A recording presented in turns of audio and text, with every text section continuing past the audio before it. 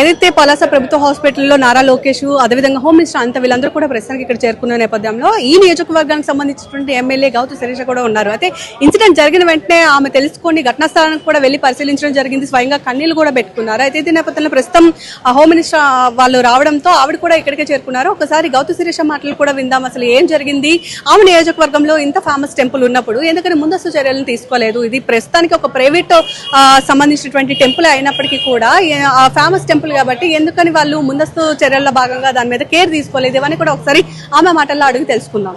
కూడా వెళ్ళి కన్నీళ్లు పెట్టుకున్నారు. అసలు అక్కడ ఏం జరిగింది, మీకు ఇన్ఫర్మేషన్ ఎలా తెలుసు? ఈ రోజు 1వ తారీఖు అండి. మా అందరికి పెన్షన్లు పంచే హడావిడిలో ఉన్నాము. వజ్రపు కొత్తూరు పలాస మండలంలో పంచి వజ్రపు కొత్తూరు వెళ్తున్న దారిలో ఇలా జరిగింది అని తెలియగానే ముందు అది మాకు లోకల్ గా తెలియలేదు. వెంటనే ఇక్కడ పోలీసులు జరిగితే తొక్కిసలాట అయింది, ఇంకా చనిపోయారు అనేది వివరం రాలేదన్నారు. అయినా వెంటనే స్థలానికి వెళ్లి కనుక్కోవాలని వచ్చే దారిలోనే జరిగిన దురదృష్టమైన సంఘటన తెలిసింది. అక్కడికి వెళ్ళాము. తొక్కిసలాట వల్ల ఊపిరాడక దాదాపు 9 మంది చనిపోయారు. 8 మంది మహిళలు, ఒక బాలుడు. వాళ్ళందరినీ కూడా వెంటనే పక్కనున్న మంత్రి అచ్చెన్నాయుడు గారు, జిల్లా ఇన్ఛార్జి మంత్రి కూడా చేరుకోవడం జరిగింది. Collector, joint collector, assistant collector, SP గారు కూడా చేరుకోవడం జరిగింది. వాళ్ళందరి సహకారంతో ముందు చిన్న ఇంజురీ అయిన 3 పరిస్థితి ప్రమాదంగా ఉందని శ్రీకాకుళం రిమ్స్ కి పంపించడం జరిగింది. వాళ్ళది కూడా out of danger, they are safe అని ఇప్పుడు అక్కడ ఉన్న మా ఎమ్మెల్యే గారు కూడా వాళ్ళని పరామర్శించి వాళ్ళతో మాట్లాడి చెప్పడం జరిగింది. ఈ 9 మంది నష్టాన్ని అయితే ఎవరు పూడ్చలేంది.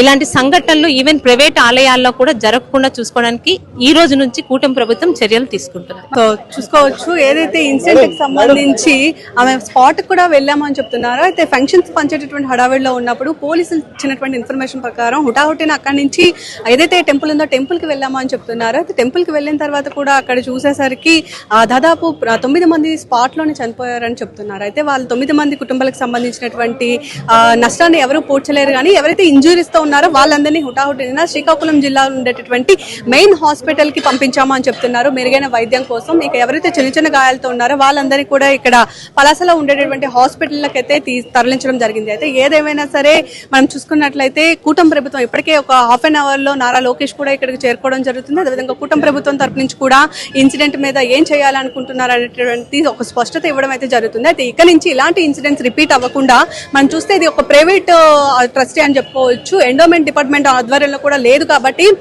ప్రైవేట్ వ్యక్తి దీన్ని ఇచ్చేస్తున్నారు కాబట్టి ఇలాంటి ఇన్సిడెంట్ జరుగుతుందని వాళ్ళు అనుకోలేదు, వీళ్ళు కూడా అనుకోలేదు కాబట్టి అక్కడ ముందస్తు బందోబస్తును కూడా ఏర్పాటు చేయలేదు అని చెప్తున్నారు. అయితే దీనిలో భాగంగా ప్రైవేట్ హాస్పిటల్ కి సంబంధించి కూడా ఇక్కడ నుంచి ఏదైతే ఇలాంటి ఫేమస్ టెంపుల్స్ ఉంటాయో వాటన్నిటి మీదంగా కూటమి ప్రభుత్వం ప్రత్యేకించి పర్యవేక్షణ చేస్తుంది. దానిలో కూడా సెక్యూరిటీని ఏర్పాటు చేసేటటువంటి ప్రయత్నం చేస్తుందని మాత్రం హామీ అయితే ప్రస్తుతానికి కూటమి నేతలు అయితే ఇస్తున్నారు. ముఖ్యంగా గౌతు శిరీష నియోజకవర్గం కావడంతో ఆవిడ స్వయంగా ఇన్సిడెంట్ కి వెళ్లి కన్నీళ్లు పెట్టుకుని కూడా చూసాము. సో ప్రస్తుతం అయితే ఆమె ఇన్సిడెంట్ మీద ఈ విధంగా స్పందించారు.